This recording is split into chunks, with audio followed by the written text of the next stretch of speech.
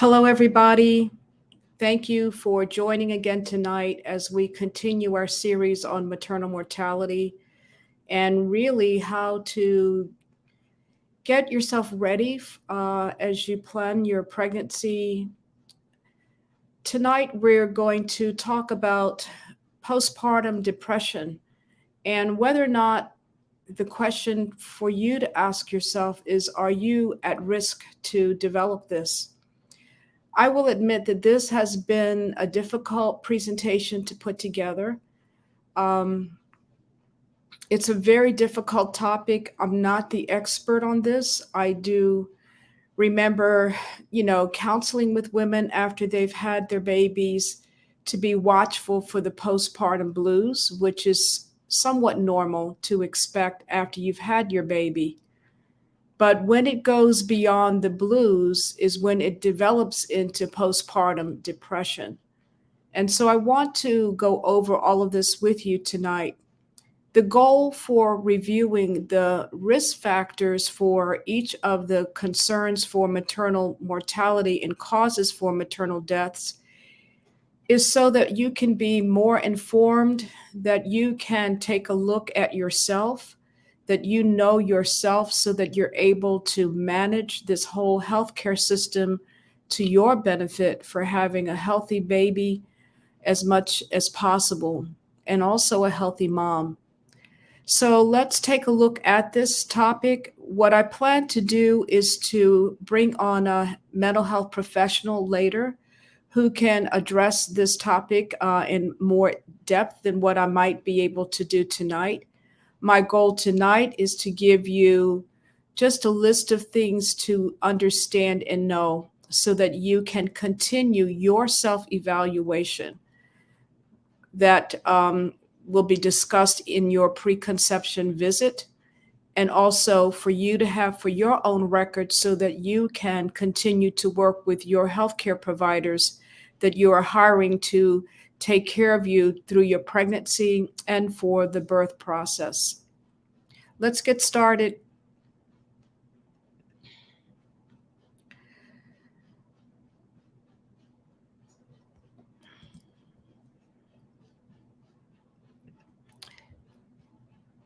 Once again, mental health is the leading cause for maternal deaths in the United States.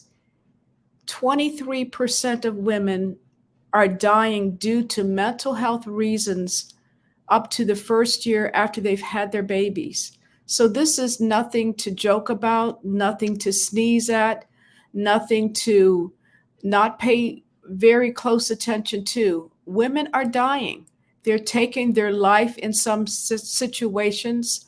They're having overdoses related to substance overdose. So we really, really need to take a look at this topic. I grew up, was born in the 50s, and that seems to be old for some people. But I do remember how life was before. I grew up in an extended family situation where aunts and uncles lived close by. They were generally the next house down. Grandparents were next door.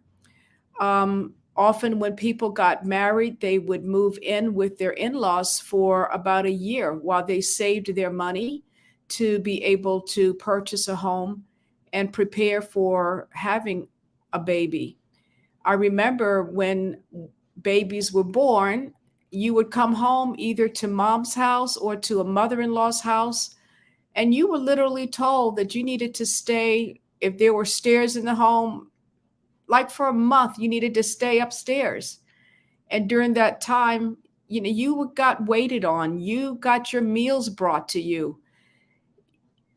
And so this was what happened. And I thought this was so old-fashioned. And then as I continued to care for women, I thought about this. I'm like, oh, wow. Women actually got a lot of support to be able to sleep, to be able to bond with their baby, to be able to have healthy meals after they had their babies. Now in our society, we're no longer living in an extended family circumstance or situation. Parents are away from children.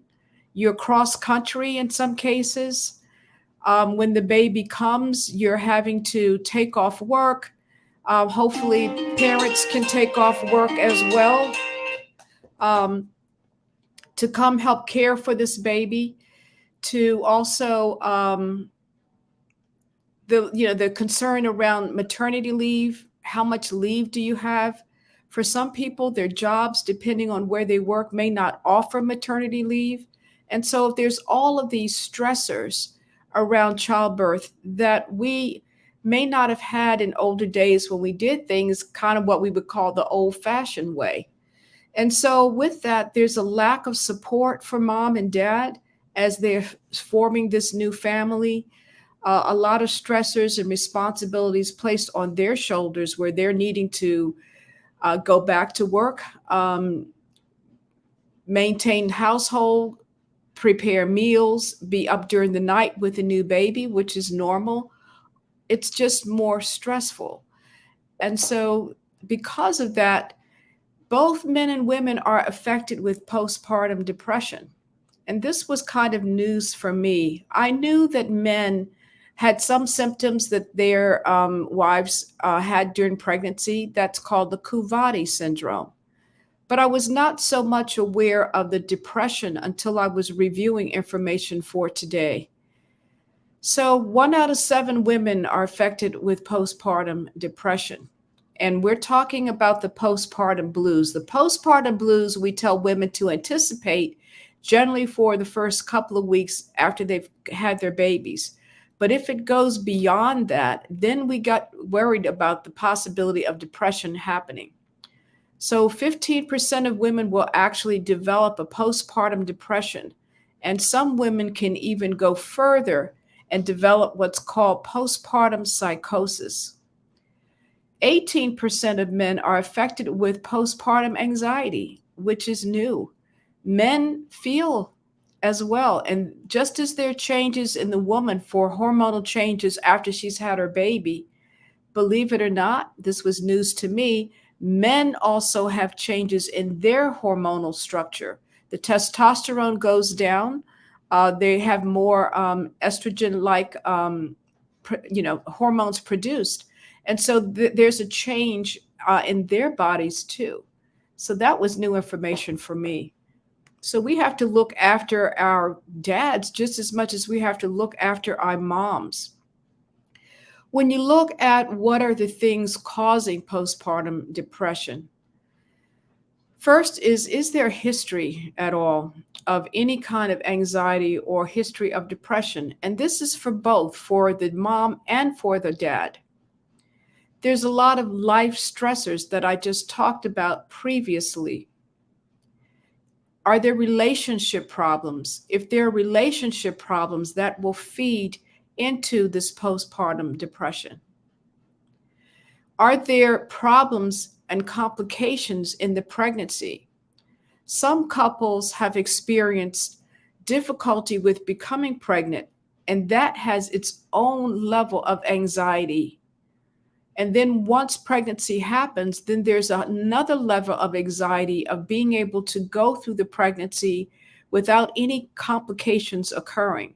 But when complications happen, then there's concern and worry over the health and well-being of the mother and the baby. And so anytime there are any complications during the pregnancy, that will also bring on anxiety that can lead to postpartum depression. For men and for women, the symptoms are very similar, very much the same. If the woman is depressed, the man is going to have an increased possibility of depression. Emotional triggers will cause postpartum depression in the father. Lack of sleep. I want to emphasize this lack of sleep. I remember in my earliest job as a nurse midwife at Booth Maternity Center in Philadelphia, Pennsylvania, I remember Dr. Franklin deliberately having a woman admitted back into the hospital after she had gone home with her baby. What had happened was she was going into depression and maybe a psychotic syndrome. And he had her husband bring her in. He sent the baby home with the husband and his family. And he deliberately provided medication for her to be able to sleep. I remember that so clearly. And it was an incredible example of how lack of sleep can really affect someone after they've had their baby. Other things are hormonal shifts. There are hormonal shifts in both the woman and the man. If there, again, has been any sort of history of depression and anxiety, and then lack of support from the family, from others. One thing that I want to say is that we are often so anxious to see a new baby once the baby is at home, and we kind of forget about the need of both the mother and the father to be able to rest. We also forget about the need that they need to bond together as a new family. And so we need to think of that as we consider our desire to see this new baby. The depression can provide signs that are the same in both the men and women, where there's irritability, there can be mood swings, crying. When you're just overwhelmed, I know that happens to me when I'm overwhelmed. There can be changes in weight, either gaining weight or losing. People have different appetites when they're under a lot of pressure and anxiety. For me, I eat like crazy. For others, they don't eat at all. And so that's something to watch out for. If they're not finding themselves being attached to the newborn, these are signs of this postpartum blues now moving into a more serious state of postpartum depression. So what can we do? Well, there are things that we can do as individuals, both men and women. There are depression screening scales that are available. I have provided the links in the presentation, and they will also be in the description below the presentation as well that you can come back to. But there are two screening tools that are used. One is the Postpartum Depression Screening Scale, which has 35 items that will help to look at varied aspects of postpartum depression. There's also the Edinburg Postnatal Depression Scale. These are 10 questions that ask about the mother's thoughts and feelings over the last 7 days. So this is a questionnaire that you would repeat even after you've done it the first time. You would repeat it again later. I want to say that there should be absolutely no concern about asking for help if you feel overwhelmed as a new parent, whether that's father or mom, that you talk about this amongst yourselves. I also will ask family and friends to be very sensitive to new families. Even when I say new families, I'm not talking about with the first child.